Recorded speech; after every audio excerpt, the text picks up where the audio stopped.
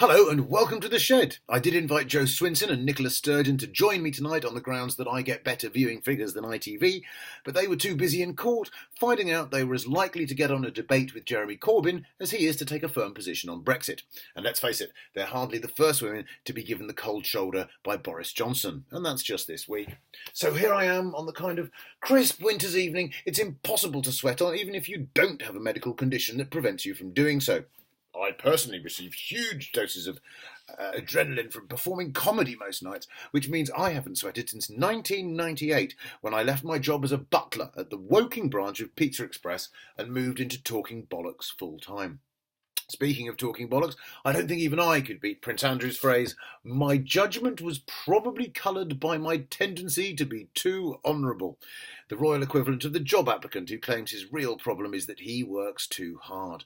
Personally, I think my comedy is probably coloured by my tendency to be too funny, but that doesn't make it true. Anyway, in PR terms, the entire interview has been about as successful as Gerard Ratner announcing the results of the latest Volkswagen emission tests whilst swigging from a can of new recipe Coke, and Andrew's attempt to present himself as the innocent party seemed to be about as successful and as believable as Donald Trump's impeachment defence. Shockingly, like Donald, it looks as though he may get away with it. On the election trail, Labour offered free broadband to everyone, which will be great for the perpetrators of 2 cyber attacks on their own servers. This will not happen again, of course, under a Labour government, because under a Labour government there will be no servers, and everyone will just be called comrade. The party continues to be dogged by accusations of anti-Semitism, which some claim is just a smear and a conspiracy theory. The problem with this is asking Jewish people, who have been the victims of some of the most heinous conspiracy theories in history, to believe that this one might be true. Meanwhile, it was easy to tell Boris Johnson was lying to the CBI because his lips were moving. He did admit he had previously lied about cutting corporation tax, but that could be explained as merely a policy change. However, he then mangled the figures so badly, it was worth remembering that this is a man who can't even recall how many children he has. In sports news, the England football team continued their recent brilliant tactic of facing nations who can't play football.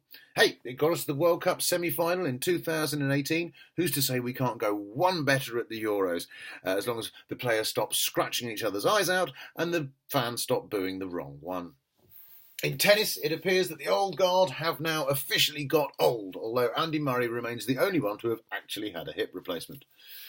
And finally, Paul McCartney has been announced as the Sunday night headliner of the 50th Glastonbury Festival.